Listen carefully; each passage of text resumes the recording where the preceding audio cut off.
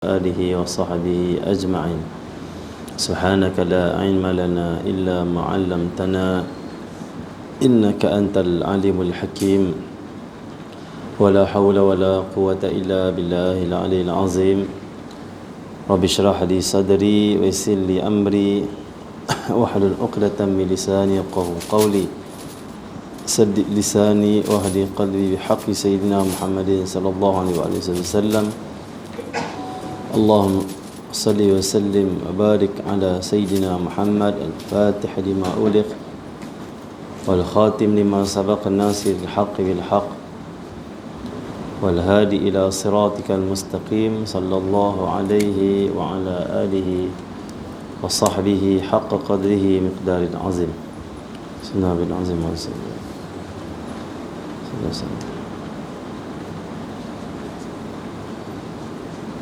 Muliakan Tuan Imam Barisan Ajudan Kuasa,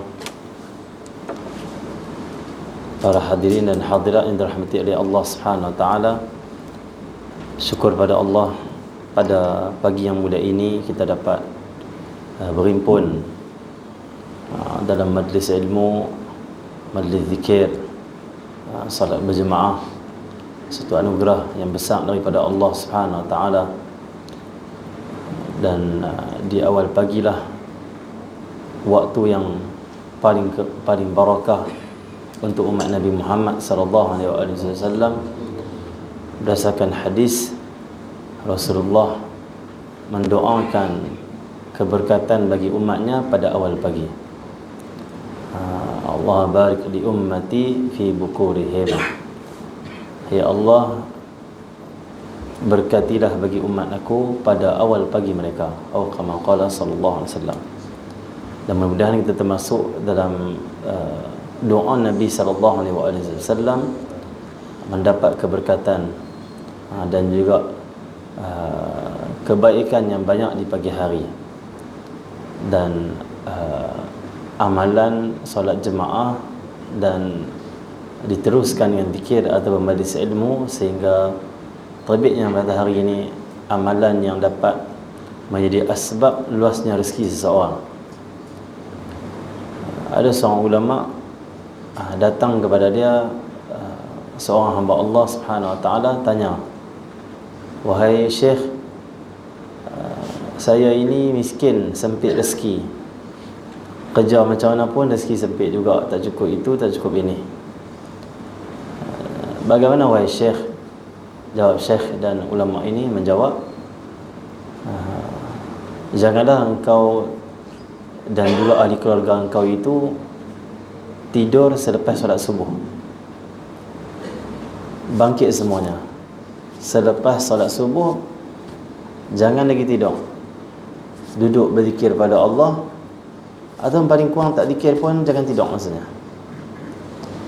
Dan dalam mazhab Syafi'i, apa hukum dia tidur sampai subuh tanpa sakit, uzur dan sebagainya, ataupun musafir? Hukum ni makruh. Makruh. Sunat kita menghidupkan waktu-waktu ini sehingga terbit matahari. Jadi dia pun balik amalkan. Dia balik, dia tak tidur sampai siang subuh.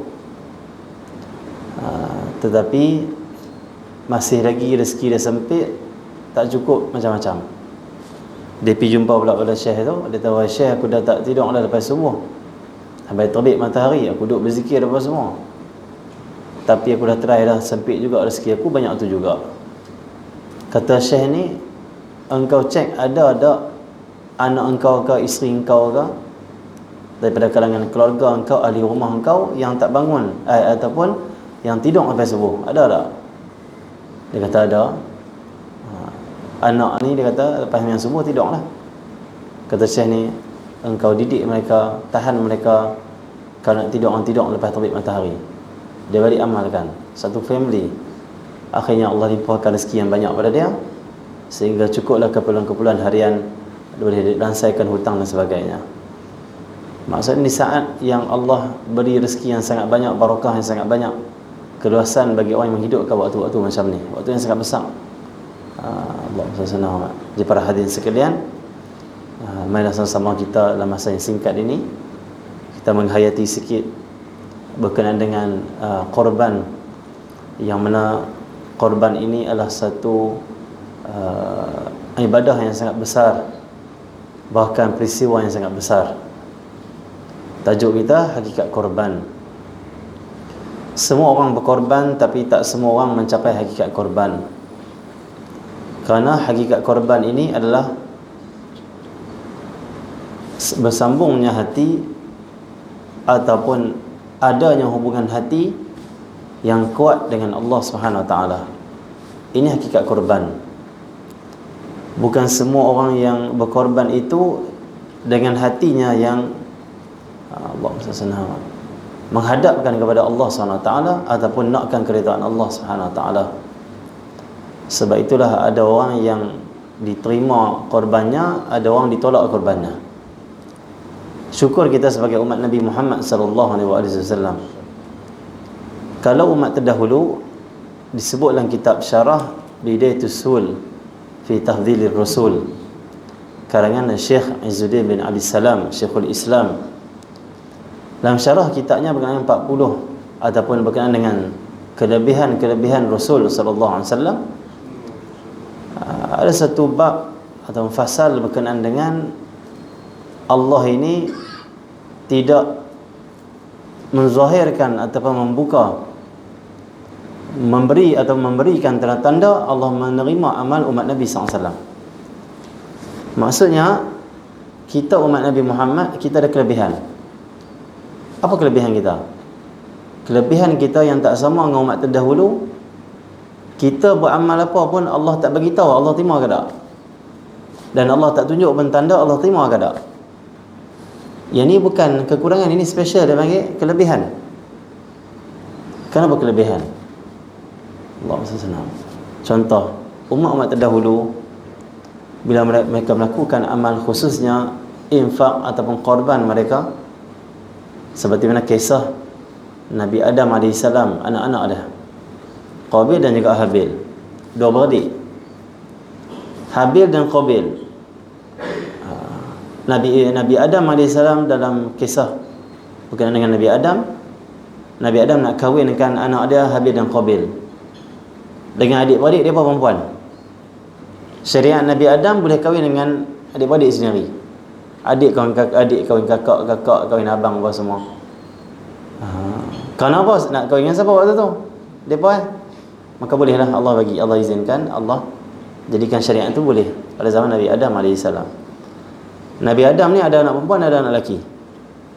Anak lelaki di antaranya adalah Qabil dan Habil. Satu hari Nabi Adam AS mengatakan, wahai Qabil, engkau kahwin dengan saudari engkau sekian-sekian. Wahai Qabil, engkau sekian-sekian. Habil ini, Qabil ini. Nabi Adam menentukan siapa nak kahwin dengan siapa. Waktu tu Qabil ni dia orang yang tak bagus sikit. Allah SWT. Ini ujian maksudnya. Walaupun ayahnya Nabi atau Rasul, tapi Allah uji ada juga anak-anak yang tak bagus. Ini ujian Allah dan kehendak Allah. Seperti Allah firman dalam Quran, Allah firman dalam Quran dalam satu surah, engkau tidak dapat beri hidayah pada engkau orang yang engkau kasih. Macam ayat tu, innaka la tahdi man ahbabta walakinna Allah yahdi man yasha. Engkau tak boleh bagi hidayah kepada orang yang engkau kasih, walakinna Allah yahdi man yasha. Tetapi Allah lah yang yahdi man yasha, memberi hidayah kepada siapa yang Allah nak. Yahdi man yasha wa yudhillu man yasha dalam ayat yang lain. Jadi Allah memilih orang yang Allah bagi hidayah. Qabil tak puas hati. Qabil kata, kenapa pula aku kena kahwin yang ni? Qabil ni dia nak hak lawa tau. Anak Nabi Adam ni semua lawa, tapi ada yang paling lawa, ada yang lagi elok lawa lagi. Habil nak dikahwinkan dengan yang paling lawa, Qabil tak puas hati. Dia kata, apa Habil ni, apa ada kelebihan apa, pasal dia layak pula nak kahwin dengan saudari aku atau saudara aku yang lawa ni. Maksudnya dia tiba hasad. Kenapa Habil lebih pada aku? Tak boleh dia lebih pada aku. Oh, adik-beradik tak boleh tengok adik-beradik dia lebih pada dia. Allah SWT. Pasal apa dia lebih pada aku? Tak puas hati dia, hasad dia. Syaitan main hasut lagi.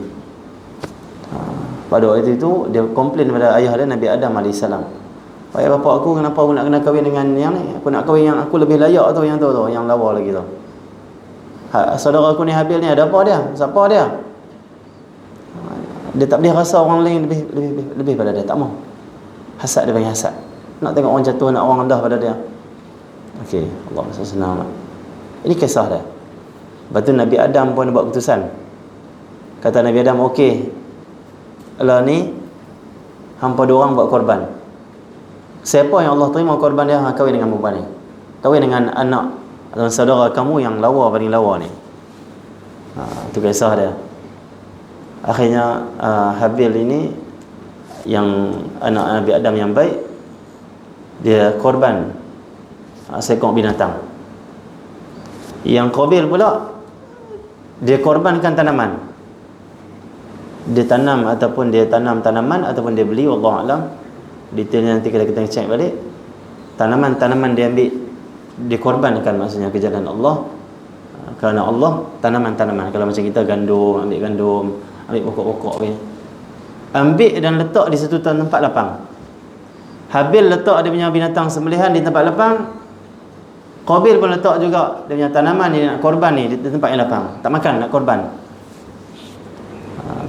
Dan zaman terdahulu disebut dalam kitab Syarah Biatus Sul itu, zaman terdahulu Allah SWT menzahirkan, menunjukkan terus di depan mata orang korban ni Allah terima ataupun tidak. Tanda Allah terima korban seseorang zaman terdahulu, nabi-nabi terdahulu, akan datang api sambak, hilang. Datang api, zup, hilang. Api mai.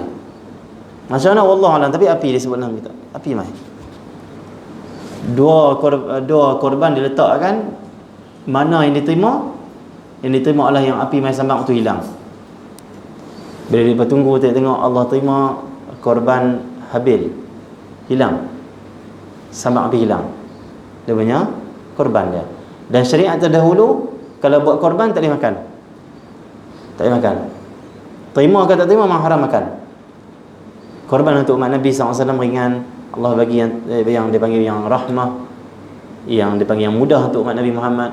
Kalau korban binatang, korban sunat lah, bukan korban nazar, boleh saja makan, bahkan boleh ambil 1/3 daripada binatang tu. Kalau daging ada contoh, daging contohlah daging ada 9 kilo, kita boleh ambil 3 kilo, 1/3 dia panggil, ambil sunat makan dengan ahli keluarga dan sebagainya. Untuk umat terdahulu, korban hilang atau tak hilang, haram makan, tak boleh. Berat, maksudnya syariat terdahulu berat. Dan kenapa disebut Allah tak tunjuk ni, tak mai api ni dikira kelebihan untuk umat Nabi Muhammad? Kenapa disebut kelebihan? Disebut kemuliaan. Kerana kalaulah kita bayangkan tahun ni pakcik-pakcik buat korban tak? Pakcik-pakcik kita semua buat korban tak? Bayangkan kita semua buat korban. Contoh kita buat korban di masjid atau surau kita sebanyak 10 ekor contoh. Lepas buat 10 ekor, kita pun letak, kalau syariat terdahulu lah, kita letak tang lapang. Tengok siapa nak kena sambak. Atau tak kena sambak, malu lah. Malu, kata hang buatkan apa ni? Patut nampak lain macam act, lain macam nak menunjuk orangnya, tak terima. Kan malu tu orang kata kita pula. Viral pula, ni tak tengok, tak terima ni terima, ni tak terima. Malu ya kita. Jadi Allah tak jadikan macam tu. Allah jadikan yang ringan untuk umat Nabi Muhammad. Terima tak terima, boleh makan yang pertama. Yang kedua tak tahu. Allah tak beritahu.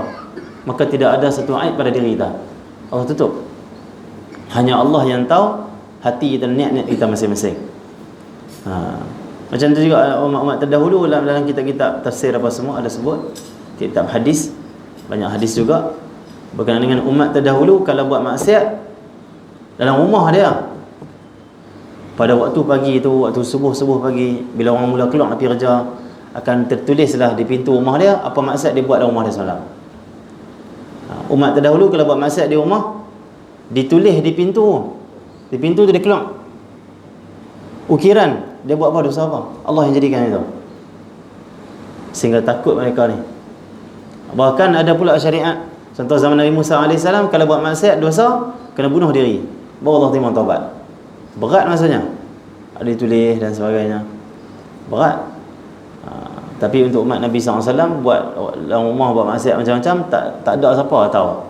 Bahkan bini pun tak tahu, anak pun tak tahu, kawan apa dia panggil apa, kawan satu rumah pun tak tahu. Tak siapa tahu. Di pintu pun tak ditulis. Maksudnya Allah ingatkan untuk umat Nabi Muhammad sallallahu alaihi wasallam. Ummati ummatun marhumah, kata Nabi sallallahu alaihi wasallam. Umat ni adalah umat yang dibelas kasihan oleh Allah, yang dirahmati oleh Allah, yang dikasihi oleh Allah. Maka Allah ingatkan untuk dia, umat Nabi sallallahu alaihi wasallam. Maka hakikat korban adalah korban yang ikhlas kerana Allah Subhanahu wa taala, yang diterima oleh Allah Subhanahu wa taala. Sebab itu ada ayat Allah firman dalam Al-Quran, ayat berkenaan dengan Allah hanya menerima korban daripada orang yang bertakwa pada Allah Subhanahu wa taala. Tengok ayat Allah firman dalam satu ayat Quran, Allah sallallahu Muhammad, a'udzu billahi minasyaitonir rajim, lan yanalallah luhumuha wala dima'uha walakin yanaluhu taqwa minkum. Ini ayat Quran. Allah firman, tidak akan sampai kepada Allah luhumuha, luhum laham, iaitu daging korban kamu, wala dima'uha, darah pun tak sampai kepada Allah. Maksudnya kita sembelih itu daging, darah, yang itu bukan yang Allah dia panggil apa? Nak pada kita. Tak pun. Kita sembelih daging ke apa, itu untuk kita itu. Bukan untuk Allah daging itu. Tapi Allah kata walakin yanaluhu taqwa minkum. Daging, darah tak sampai pada Allah. Ini bukan dipanggil Arab Jahiliyah. Arab Jahiliyah dulu kalau mereka korban, mereka ambil darah tu percik kat dia punya patung dia, berhala dia. Itu Arab Jahiliyah. Sembelih apa-apa lah, dia niat korban lah, sembelih percik darah dekat dia punya, dia panggil apa, bahala-bahala dia. Ada sebahagian tu sembelih percik darah kat Kaabah.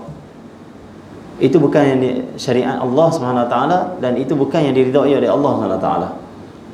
Allah buat yang Allah terima apa? Kata Allah, yang Allah terima daging tu apa semua untuk kamu lah makan, kamu lah terima. Yang Allah terima ni apa dalam ibadat korban ni? Walakin yanaluhu taqwa minkum. Walakin sampai kepada Allah, atau Allah terima taqwa minkum, ketakwaan daripada kamu. Yang tu yang Allah terima, ikhlas, taqwa. Maksudnya korban ini adalah satu ketakwaan pada Allah SWT. Orang berkorban adalah orang bertakwa pada Allah. Dan orang bertakwa pada Allah adalah kekasih Allah. Orang bertakwa pada Allah adalah ahli syurga Allah SWT. Maksudnya korban ni bukan setakat kita beli kambing, beli tumpuk-tumpuk lembu, masuk. Tak, dia takwa. Satu ketakwaan pada Allah. Takwa ni hebat. Allah senang. Takwa ni tinggi.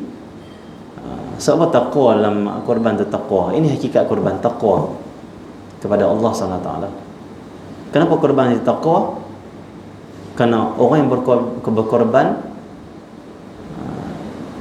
adalah orang yang cuba meninggalkan kehendak diri dia untuk mengikut kehendak Allah SWT. Itu takwa. Buat apa Allah suruh, tinggal apa Allah larang. Apa maksudnya? Tinggal diri kita ikut kehendak Allah SWT. Tinggal kehendak nafsu, ikut perintah Allah. Itu takwa besar tu. Korban ni kita kena berkelang duit.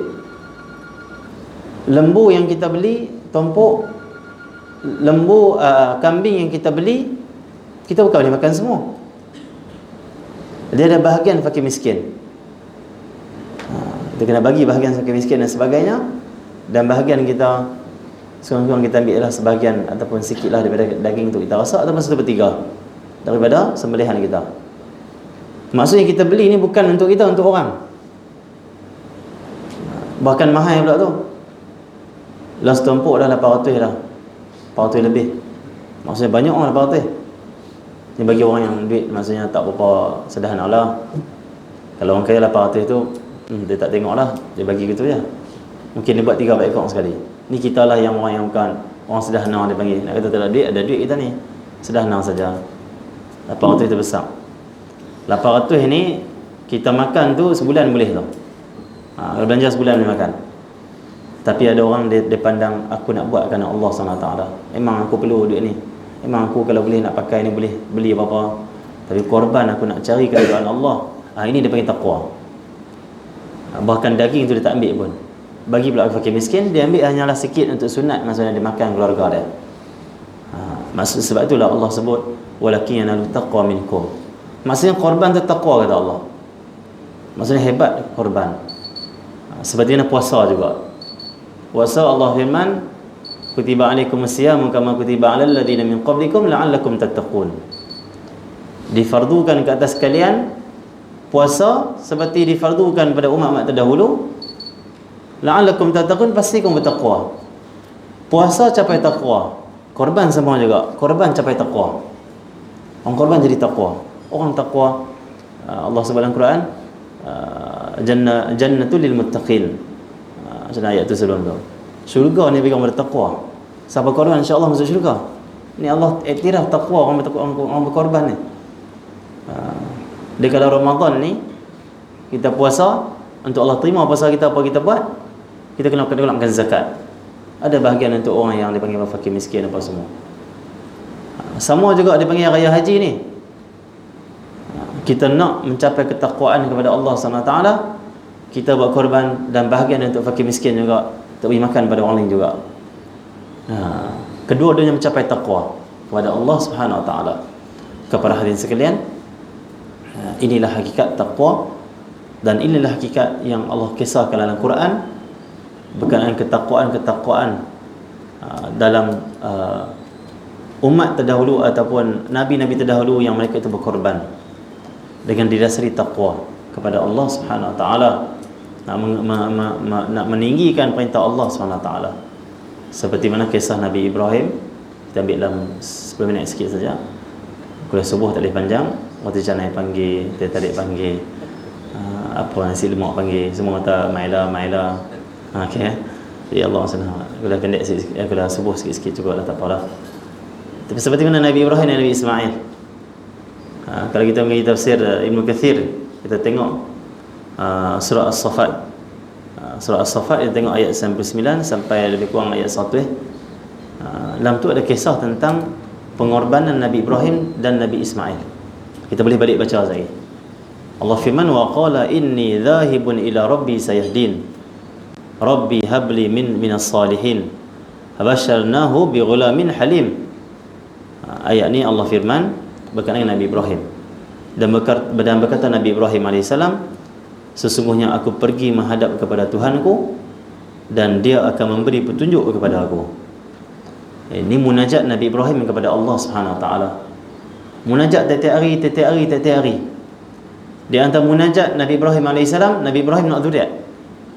Kata Nabi Ibrahim dalam munajat dia, Rabbi habli minas salihin.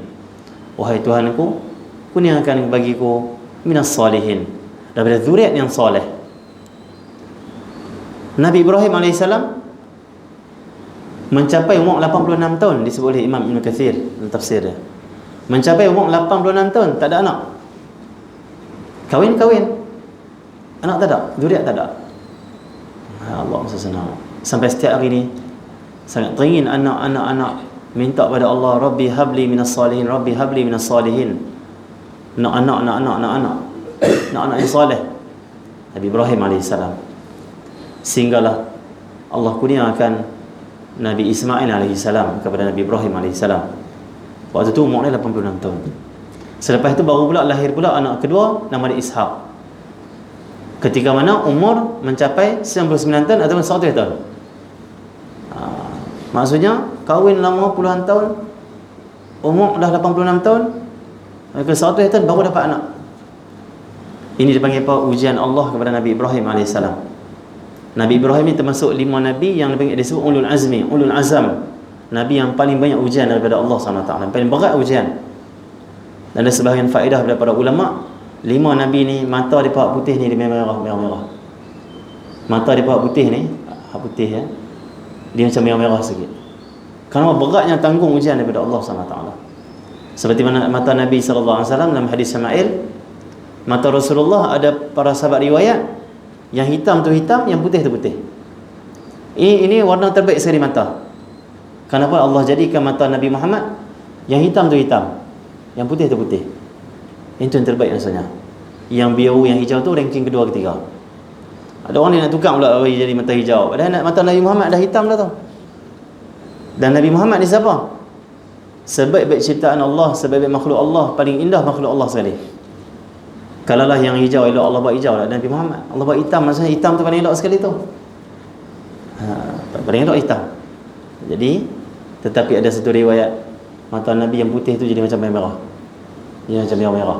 Macam kita bangun tidur, apa putih naik merah-merah. Yang ni terjadi kata ulama selepas wahyu turun dan ujian semakin berat. Awal-awal mata Nabi putih, masa tak lantik lagi, lepas tu baru turun wahyu. Tu bila mula ujian berat, hak putih keluar, dia jadi macam yang merah. Nak abang tahu Nabi, beratnya Nabi menanggung ujian daripada Allah SWT. 5 Nabi paling berat ujian Allah: Nabi Muhammad, Nabi Ibrahim, Nabi Musa, Nabi Isa dan Nabi Nuh AS, 5 orang. Dan dikatakan oleh ulama ada daripada merah-merah, ada merah. Berat tanggung ujian maksudnya. Di antara ujian Allah dan Nabi Ibrahim, berdoa tiap-tiap hari Allah tak kabulkan. Lambat kabul maksudnya. Allah uji dia. Doa nak anak 86 tahun. Puluhan tahun doa baru Allah bagi. Dan disebut dalam kisah-kisah Nabi Ibrahim AS, dia ini kalau sembelih unta, sembelih kambing apa semua sampai ratusan, 300 ekor kambing, 500 ekor korban banyak. Satu hari Nabi Ibrahim kata, ni Allah nak uji lagi Nabi Ibrahim AS, dan Allah nak tunjuk sabarnya Nabi Ibrahim AS. Satu hari Nabi Ibrahim kata, aku ni sembelih kerana Allah, aku nak sembelih, aku nak buat ketaatan pada Allah. Kata Nabi Ibrahim, kalaulah Allah suruh aku sembelih anak aku akan sembelih. Aku nak taat pada Allah SWT. Cakap maksudnya lebih tinggi cakap. Itu tak apalah seorang Nabi, seorang Rasul cakap. Waktu itulah Allah uji Nabi Ibrahim AS. Allah datangkan dalam mimpi Nabi Ibrahim AS, dia kena sembelih anak dia. So dia kata tu, Allah nak uji taat betul kepada aku. Tapi memang confirm, memang taat pada Allah sungguh. Sanggup sembelih anak. Rasul dan Nabi bila kata sungguh, kata sungguh. Kita kalau kata belum tentu lagi kita buat. Nabi kata, kita cuba kata, tengok aku kalau ada duit, aku dah 1 juta, aku nak infak 1 juta. Tengok Allah uji dah 1 juta sungguh. Dia kata saya apa Alphard apa semua, pergi melancong apa semua. Lepas tu dia infak apa? Bukan 1 juta, 1000 kita lain sikit. Nabi Ibrahim AS, aku nak sembelih anak. Kalau Allah suruh sembelih anak, aku nak sembelih anak. Janji aku taat pada Allah. Anak nombor 2 dia panggil. Bila anak baru dapat, dan sebut ayat ni Allah sebut, fabasharnahu bighulamin halim. Bila duk minta sampai umur 86 tahun, kata Allah, maka kami beri kabar gembira kepada Nabi Ibrahim dengan seorang anak yang amat sabar. Aku bagi anak yang sabar, aku bagi anak yang halim. Halim ni anak yang dipanggil apa? Bukan orang yang lambat marah, orang yang boleh menahan diri dia, bersabar. Tengok, minta doa setiap hari, Allah kata aku kurniakan anak, kabar gembira pada engkau seorang anak yang sangat sabar sifat dia. Dan kata Allah, falamma balagha ma'ahu sa'ya qala ya bunayya inni ara fil manam. Tengok, apabila sampai dia panggil umur, falamma balagha ma'ahu sa'ya, kata ulama tafsir, maksudnya bila Nabi Ismail anak Nabi Ibrahim ni dah mula boleh berjalan, pergi sana sini dengan Nabi Ibrahim, bahkan boleh tolong Nabi Ibrahim buat kerja. Umur dia kurang apa? Ada mengatakan 7 tahun, lebih kurang 7 tahun. Ada mengatakan lebih kurang 12 tahun. Kecil lagi maksudnya. Anak kita belum umur 7 tahun, dia mula tolong kita, angkat barang kita, tolong kita apa semua. Bila sampai umur teratur, dia panggil qala bunayya inni ara fil manam. Waktu itulah datang mimpi pada Nabi Ibrahim. Nabi Ibrahim mai kat anak dia, kata apa? Wahai bunayya, ya bunayya. Dia tak kata pun ya waladi ataupun ya ibni. Dia kata ya bunayya. Ni Allah sebut dalam Quran. Ya bunayya maksudnya apa? Wahai anakku yang tercinta. Maksud Nabi Ibrahim sangat cinta sungguh pada Nabi Ismail ni. Panggilan sebaik-baik panggilan. Wahai anakku yang tercinta, Nabi Ismail. Lama dah ni duk minta doa dapat seorang anak ni. Cinta sungguh maksudnya. Wahai anakku, inni ara fil manam. Sesungguhnya aku lihat dalam mimpi, anni adbahuka, bahawa aku ini menyembelih engkau. Maksudnya Allah dah wahyukan pada aku So mimpi Nabi-Nabi ni wahyu. Mimpi bagi Rasul dan Nabi itu wahyu. Mimpi bagi kita umat adalah khabar gembira, mungkin peringatan daripada Allah Subhanahu Wa Taala. Bagi Nabi-Nabi dan Rasul, mimpi lepas tu wahyu dah, Allah suruh dah. Aku lihat, aku sembelih engkau dalam mimpi aku. Maksudnya Allah suruh buat macam tu. Tengok ayat Nabi Ibrahim AS. Kata Nabi Ibrahim, fanzur madza tara. Ni hebat ni, ayah hebat. Allah tunjuk dalam Quran adab seorang ayah. Bila Nabi Ibrahim sebut, aku tengok Allah wahyukan aku untuk sembelih engkau. Aku kena sembelih engkau maksudnya. Bayangkan seorang ayah beritahu ke anak dia, aku nak sembelih hang. Kalau kita macam mana? Abang anak kita, Amai Zat ni nak sembelih hang. Siap risau. Anak kata, "Pok ni betul tak betul ni? Telefon hospital gila ambil." Entah. Ni tengok anak yang hebat maksudnya. Seorang Nabi, seorang Rasul, bukan orang biasa. Aku nak sembelih engkau maksudnya. Fanzur madza tara maksudnya, maka lihatlah bagaimana pandangan engkau. Kata Nabi Ibrahim, aku nak tengok pandangan engkau macam mana. Nabi Ibrahim tak kata pun, ni aku kena sembelih yang turun-turun, baring-baring aku sembelih bang. Mana ada? Ni adab, maksudnya adab. Ni nak kena sembelih anak ni, tapi tak apalah, tanya dulu dia macam mana. Memang aku nak buat perintah Allah, tapi anak tu kesian tu dah. Nak kena tanya juga anak aku macam mana ni dia ni. Perasaan dia macam mana. Kalau maksudnya perasaan dia macam tak terima, aku nak kena pujuk dia lah, sebab Allah dah suruh dah. Kalau dia terima, alhamdulillah. Nak tengok macam mana pandangan anak dia. Seolah Nabi Ibrahim nak tengok bagaimana kadar keimanan anak dia pada Allah SWT. Seolah macam tu. Nak cek iman terang mana. Tapi ni Rasul, Nabi juga anak dia, Nabi Ismail. Tengok Nabi Ismail kata apa. Umur 7 tahun. Lebih kurang ada 7 ke 12 tahun lebih kurang. Allah SWT. Kata Nabi Ibrahim, kata Nabi Ismail, jawab bapak nak bunuh, bapak nak sembelih. Menjawab, qala, kata Nabi Ismail, ya abati if'al ma tu'mar. Abati ni maksudnya apa? Wahai ayahku yang tercinta, yang sangat aku sayang. Dia tak tahu pun, wahai ayahku yang aku nak marah ni, nak bunuh aku ni, mana ada. Tak ada marah. Bahkan ayah dia panggil, wahai anakku tercinta, jawab balik, wahai ayahku yang tercinta, yang sangat aku sayangi. Walaupun ayah nak sembelih dia ni, tapi dia sebut ayahku yang tercinta. If'al ma tu'mar. If'al, buat. Ma tu'mar, apa yang Allah perintahkan kepada engkau. Apa yang diperintahkan kepada engkau, buat saja. Seorang anak yang kecil tapi jiwa dia besar. Seorang anak yang kecil tapi Allah senang, akalnya tu macam akal orang yang besar. Dia pandang yang besar adalah perintah Allah. Kalau ni daripada Allah, benar, aku terima saja. Sebab hidup di dunia ni bukan ada apa sangat. Buat apa hidup atas dunia ni tak mati, tapi dalam keadaan murka Allah, tak tunai perintah Allah. Mati lebih baik tunai perintah Allah. Mati ni tunai perintah Allah lebih baik. Ni orang akhirat ni. Ni pandangan Rasul Nabi. Kalau orang dia kata hidup lebih baik, buat apa nak mati, hidup lah. Aku berumur 7 tahun tak kahwin apa lagi. Macam kita lah, bila nak kereta dengan kawan lok-lak sikit, kita kata apa? Hang bawa elok lagi, aku tak kahwin lagi. Apa masalah tak kahwin tu? Yang masalah tak tobat lagi, tak semayang lagi, tu masalah tu. Dia masalah tak kahwin juga. Yang dah kahwin dah, aku tak tambah lagi, kita dah. Okey. Jaga marah lah cik-cik kita. Okey. Jadi kahwin, tak fikir kahwin dia, tak fikir duit dia, tak fikir hidup dia, tak fikir dia baru kecil, kenapa nak bunuh. Tak persoalkan kenapa wahai ayah. Bahkan tak abang ke ayah pun, ya wahai ayah, munajat balik pada Allah, minta cancelkan, minta maksudnya Allah tarik balik, maksudnya Allah batalkan maksudnya perintah ni, tak ada. Sedangkan Nabi Ibrahim boleh munajat dengan Allah, ya Allah, aku minta engkau ini ringankan untuk aku, tukarlah sembelih lain kau. Tak ada, tak minta. Nabi Ibrahim tak minta tukar, Nabi Ismail tak minta tukar. Dalam masa sama, bukanlah Nabi Ibrahim tak ada perasaan. Perasaan tu, sedih tu adalah nak bunuh anak, nak sembelih anak. Nabi Ismail lebih-lebih lagi, diri dia nak kena sembelih.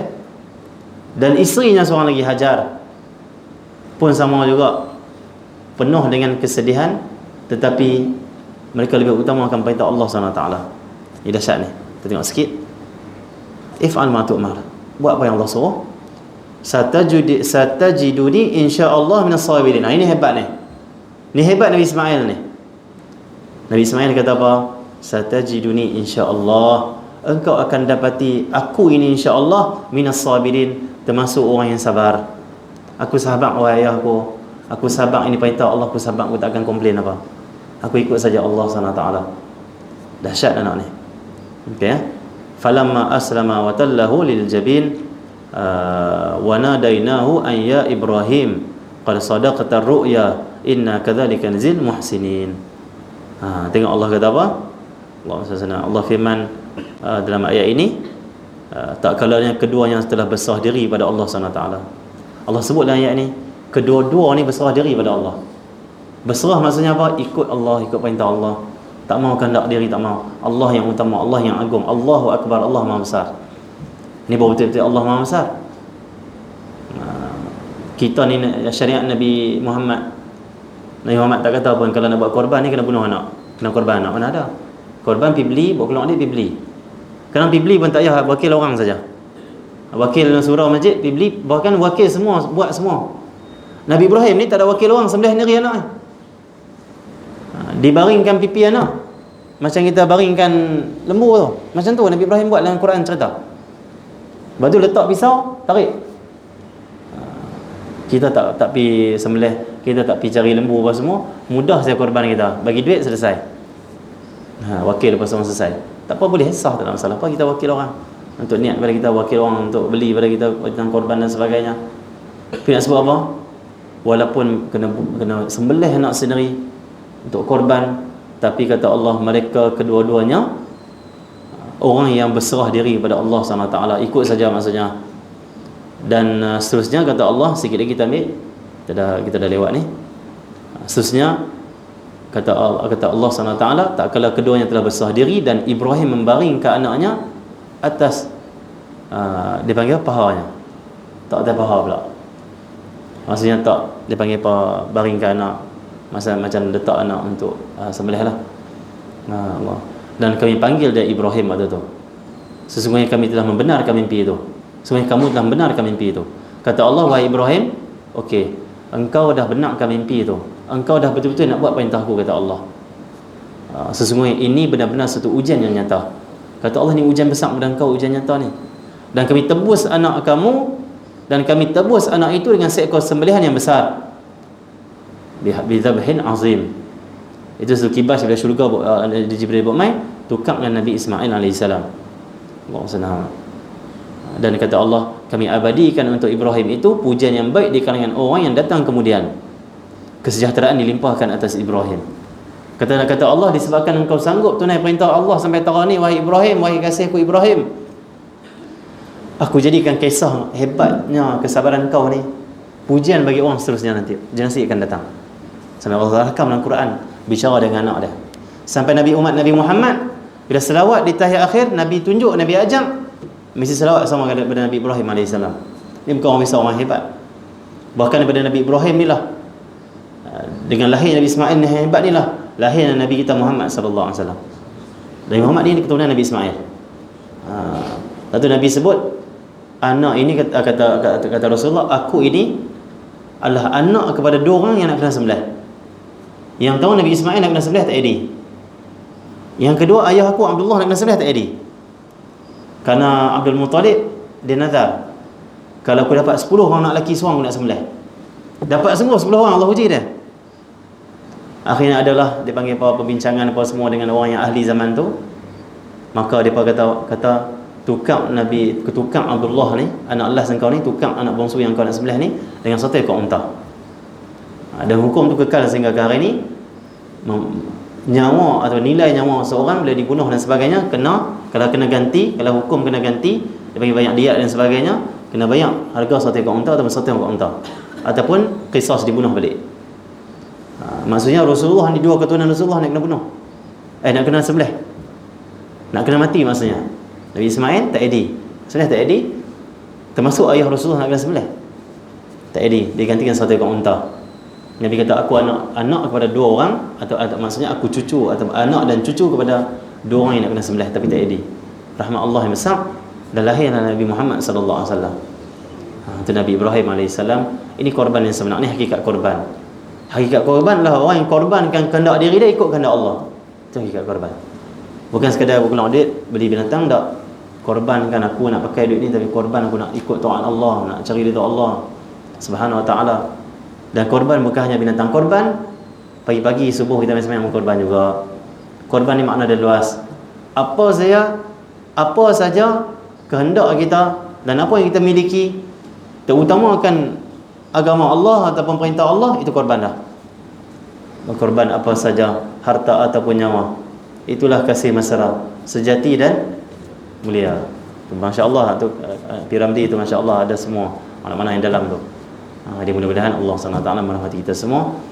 Mudah-mudahan kita dapat menyembelih kehendak-kehendak diri kita yang tidak elok ini, kita ikut kehendak Allah SWT, dan mudah-mudahan kita mendapat ketakwaan dan korban yang kita buat pada tahun ini. Mudah-mudahan Allah terima korban kita. Allah jadikan korban yang kita buat ni menjadi asbab kita ni semakin dikasihi oleh Allah, semakin mendapat rezeki yang banyak daripada Allah SWT. Dan semoga kita dapat buat amalan yang paling afdal pada hari raya Aidil Adha. Itu sembelih berdasarkan satu hadis disebut amalan paling afdal pada hari raya Aidil Adha adalah sembelih binatang korban lah. Yang itu amalan paling afdal, paling besar sekali. Mudah-mudahan kita dapat amalkan. Allah murahkan rezeki kita untuk beli binatang korban, untuk masuk sertai korban.